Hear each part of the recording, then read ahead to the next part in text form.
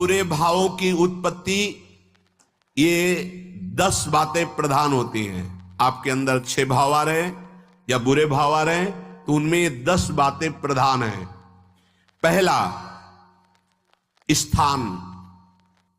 आप कहां बैठे हैं, कहां रह रहे हैं, किस जगह खड़े हैं, आपको स्थान देख करके ही बर्ताव में उतरना है।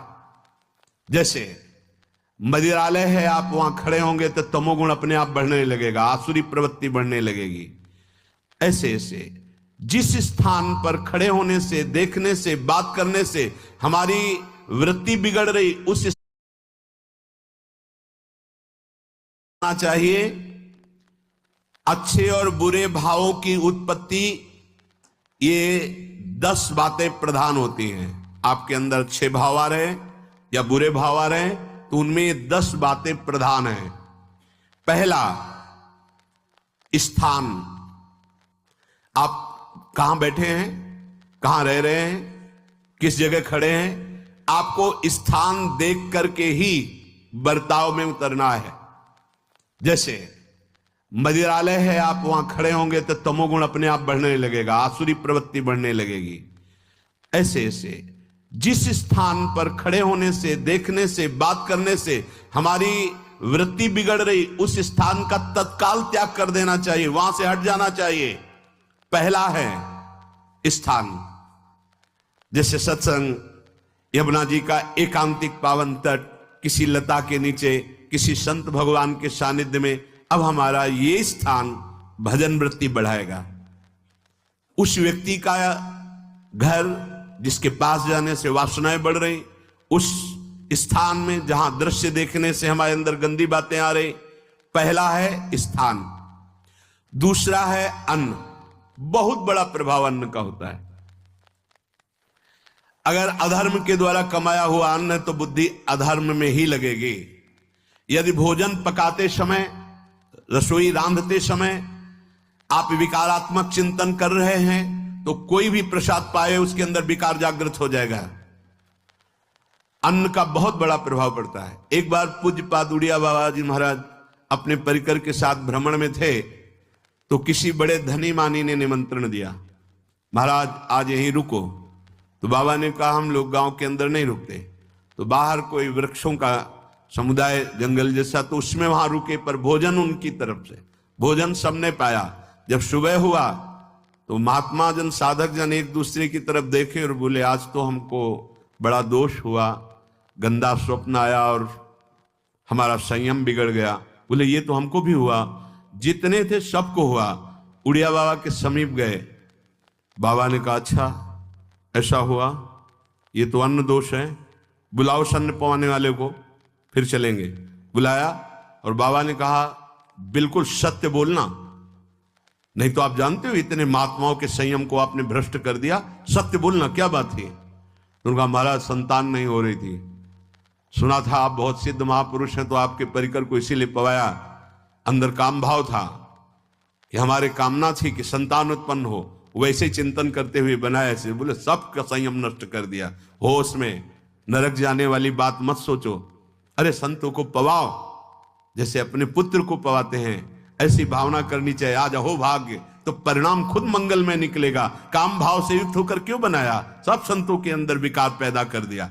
अन्न का प्रभाव पड़ता है, हम जैसा अन्न पाते हैं वैसा। कई बार सुनाया है, सिद्ध महापुरुष पूज्य प्रातः स्मरण श्री बलराम दास जी महाराज झाड़ू मंडल के, यमुना के पावन तट पर ही है, रास मंडल के पास ही, वो अपने एक लता के नीचे बैठे हुए भगवत चिंतन कर रहे थे। अचानक यमुना जिस नजदीक है तो कोई माई स्नान किए हुए निकली तो नेत्रों ने देखा और विकार उत्पन्न हो गया। वयोवृद्ध सिद्ध महापुरुष, उन्होंने कहा आप तो इस शरीर को नष्ट कर दूंगा। शिष्यों ने कहा महाराज ऐसा क्यों? बोले किसी माता के शरीर को देखकर हमारे अंदर विकार क्यों आ गया? ऐसा नहीं, आज तक कभी नहीं हुआ, ऐसा क्यों हुआ? उनका महाराज आपस में सब शिष्यों ने कि कुछ ना कुछ तो खान पान में गड़बड़ी हो गई तभी ऐसा हुआ। बाबा आज परिक्रमा करते हैं वृंदावन की, बाद में आप जो आदेश करेंगे जैसा करेंगे, पहले परिक्रमा। वृंदावन की परिक्रमा का बहुत बड़ा प्रभाव। जब कभी मन आपका ऐसा विक्षिप्त हो, परेशान हो, तत्काल परिक्रमा प्रारंभ कर देना नाम जप करते हुए। आप देखना परिक्रमा पूरी होते होते शांति हो जाएगी। बाबा ने खूब नाम कीर्तन करते हुए शिष्यों के साथ परिक्रमा दी, मन का विकार शांत हो गया। उनका ऐसा कैसे हो सकता है कि हमारे अंदर विकार आ गया? ये बड़ी सूक्ष्मता का विषय है। कल प्रसाद कहां से आया था? उस समय लाडले गोविंद देव जी महाराज यहीं विराजमान थे वृंदावन। बोले तो ठाकुर गोविंद देव जी का प्रसाद आया था। लकुट उठाई, गए हो तो भगवत स्वरूप तस्मित तज्जने भेदा भावात। भगवान और भगवान के ऐसे जनों में भेद नहीं होता, वो भगवत स्वरूप होते हैं। गए और कहा बताओ, आपका प्रसाद न पावे तो अपराध लगे कि प्रसाद नहीं पाया, और प्रसाद पावे तो हमारे अंदर काम जागृत हो जाए, हम तो मरे ना दोनों तरफ से। तो ठाकुर जी बात कर रहे थे, दूसरों को नहीं सुनाई दे रहा था। कह रहे थे कि देखो नाराज मत हो, कलकत्ता की वैश्या थी, उसने भोग लगाया। अब उसने भोग लगाया तो हमने चख पाया। तो आपको प्रसाद का किनका लेना चाहिए? किसने कहा था कि पूरा प्रसाद पाइए? जरा किनका ले लेते हो, मधुकरी पाते। हाँ ये बात आपकी मान। तो हमारा तो पूरा विश्व है, कोई भी भोग लगाएगा हम तो पाएंगे। हमारे प्रसाद की निष्ठा आप सबके हृदय में, तो किनका लीजिए, पूरा मत पाइए। सोचिए, भगवत अर्पित प्रसाद और वृत्ति, भगवान ने आदेश किया किनका पाओ, माधुकरी मांग के खाओ। यहां वर्णन कर रहे, यदि हम अन्न थोड़ा भी हमारे अंदर दूषित चला गया, तो जब कभी ऐसी विकार की भावना हो, आपके अंदर विकार बन रहा है, तो खोजिए। आपने कोई दृश्य देखा है, आपने किसी से बात की है, आपने कोई ऐसा संकल्प बनाया, नहीं तो फिर भोजन दोष आ गया। अब आज उपवास कर दो, जब तक वो वृत्ति न नष्ट हो तब तक कुछ मत पाना, जल से काम चलाना। तो एक दिन एक पहर अपने आप शांत हो जाएगा। अगर बहुत विकलता हो रही तो नाम कीर्तन शुरू कर दो, भोजन मत पाना, नाम कीर्तन शुरू, बिल्कुल शांति मिल जाएगी, बिल्कुल। और ये तो उदाहरण महापुरुष इसलिए देते कि हम सावधान रहें। हमारे अच्छे भाव या बुरे भाव में ये 10 बातें बहुत प्रभाव डालती हैं। पहला स्थान, दूसरा अन्न, और तीसरा जल। पानी भी बहुत संभाल के नहीं। आजकल तो देखो प्रायः ऐसे दांत से प्लास्टिक नोचेंगे, ऐसे पानी पिएंगे, कब भरी गई, कहां भरी गई, कैसा पानी। बड़ा देखो कैसा हमारे भजन साधन के लिए विक्षेप पैदा होता चला जा रहा है। पहले सुंदर सरोवरों का जल, मतलब 15 वर्ष तो गंगा जल ही केवल पिया है, जो आकाशवृत्ति से मिला नहीं, गंगा जल ही पिया है। कुआं का जल, फिर आया हैंडपैप का जल, अपवित्र होने लगा। हैंडपैप में जो वाशर, अगर वो कहीं चमड़े का पड़ा हुआ है तो अपवित्र जल हो गया। अब हैंडपैप का भी अंतर ध्यान स्वरूप हो गया, अब तो नहीं दिखाई देता।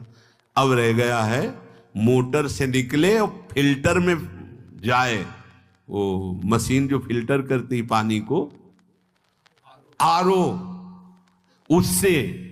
अब वो जिनके पास है तो है, नहीं तो परिक्रमा लगाया हो, आपको पानी पीने को नहीं मिलेगा। देखो कैसा समय आ गया।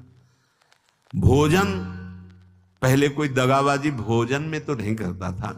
गांव में जब जिसके यहां दूध बेचा जाता था ना, उसको बहुत लघु दृष्टि से देखा है, गाय माए एक बराबर होती है, ये दूध बेचता है। 10-5 किलो मठा तो आप ऐसे मांग के ले सकते थे, अगर अड़ोस पड़ोस में वो मठा मिल जाएगा। जब कोई उत्सव होता, फ्री दूध 100, 200, 500 किलो पूरे गांव के सब दे देते, कोई ऐसे बेचता था। अब दूध नहीं, जब बूढ़े लोग बैठते थे कहते थे पानी बिकेगा आगे चल के।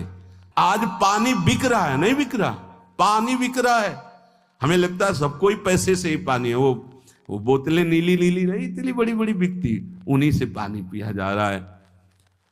आगे और समय जल का प्रभाव पड़ता है। जैसे हम गंगा जल पीते थे, सही कहते हैं, कई कई दिन जब भोजन नहीं मिलता तो पूरी पौष्टिकता गंगा जल से मिलती थी। गंगा माता के जल से ऐसा लगता था मानो हम परम पावन अमृत पान कर रहे हैं, सारी पौष्टिकता मिलती थी। कुएं का जल अपने आप में पौष्टिकता से युक्त होता जो हमें चाहिए। आज देखो जल की समस्या हो गई, पवित्र जल पीने के लिए हम तरस रहे हैं। कहां जल और कैसे मिलेगा जल? या तो आप पैसे वाले हो तो आप खरीद करके पीजिए, नहीं तो अब वो जल नहीं रह गया कि कुएं से निकाला पी लिया या सरोवर से पी लिया। या कैसा दुर्भाग्य है। जल का बहुत बड़ा योग है साधना में। जैसे स्थान का तो परम पावन वृंदावन धाम, अन्न का तो अब हम भगवत प्रसाद पाते हैं। तो जल का बहुत बड़ा योग है। आज दूषित होता चला जा रहा है क्योंकि अब हाथ की बात नहीं रह गई है कि आप सुंदर कुआं से जल लें या सरोवर से जल लें या आप नदी से जल लें। हाँ, स्वामी जी के लिए लिखा हुआ है कि रोज यमुना स्नान और रोज यमुना जल ही पान। हमारे वृंदावन के समस्त भगवत स्वरूपों का स्नान यमुना जल से ही होता था, हो रहा है और होता ही रहेगा। बिहारी जी के लिए आज भी कलश में भरकर यमुना जल ही जाता है। वो कपड़ा से ऐसे ढक के, जब हम 2 बजे परिक्रमा देते थे तो एक महाभागवत है, वो किसी को छूते नहीं, दूर से कहते छूना मत, बिहारी जी के लिए जल जा रहा है स्नान के लिए बिहारी जी का। फिर चौथा है आपका परिकर, जहां पर रह रहे हैं वो समुदाय, चाहे परिवार हो या आप समुदाय, वो कैसा है? रजोगुणी है, तमोगुणी है, सतोगुणी है या त्रिगुणातीत भागवतिक है, उसका प्रभाव पड़ेगा। पांचवा है आपका पड़ोस, आसपास वाले घर, जैसा है वैसा प्रभाव पड़ेगा आपके ऊपर।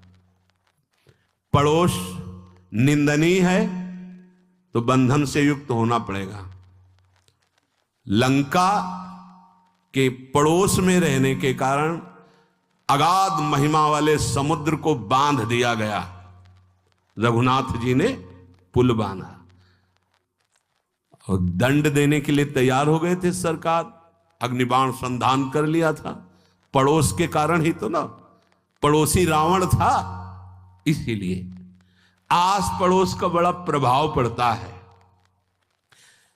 फिर अगला है दृश्य, इस पे बहुत सावधानी की जरूरत है।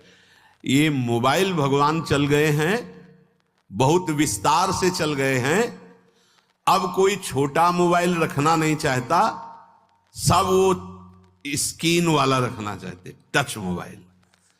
दृश्य से बचो, बच्चों, जवानों, बूढ़ों, सबकी वृत्ति जो माया आकर्षित करती, जो दृश्य हम देखने के लिए अंदर से उल्लसित है, वो मोबाइल में सब है, चाहे भागवतिक और चाहे सांसारिक। तो भाई देख लो, गुण दोष में संसार है। अगर आप दोष ग्रहण करना चाहते तो दोष ले लो, गुण तो गुण। बहुत बहुत खतरनाक विषय है और बहुत लाभदायक विषय है।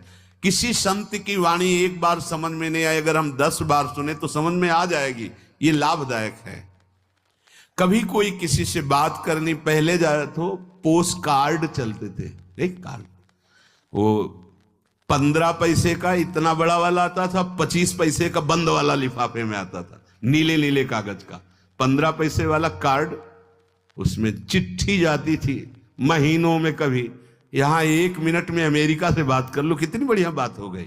उसका दुरुपयोग ना करो। अब हमारी इतनी चंचल वृत्ति है कि दुरुपयोग करने के लिए उत्साह बढ़ जाता है। बोले अब सब काम हो गया है, अब एकांत सेवन कर रहे हैं, अंदर से सिटकिनी बंद और मोबाइल भगवान का संग शुरू।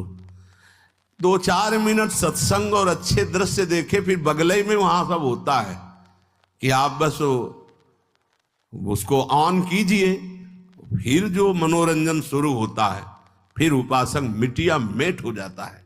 ये बहुत सावधानी की बात कह रहे हैं।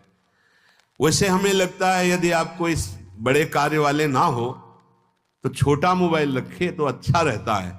तो इसलिए ये एक ऐसा कलयुग भगवान ने रचा है कि बचा पाना बड़ा मुश्किल है। इससे वृत्ति को बचाओ, जो बचा ले गया वो आगे साधना कर सकता है। बहुत सावधान बच्चों, हमें लगता है यदि आपका मन चंचल हो, आपके शासन में ना हो, तो स्क्रीन वाला मोबाइल वो अपने माता पिता को दे देना चाहिए। और हम कहते रखो, छोटा वाला रखो, कभी कोई आपत्ति विपत्ति या सूचना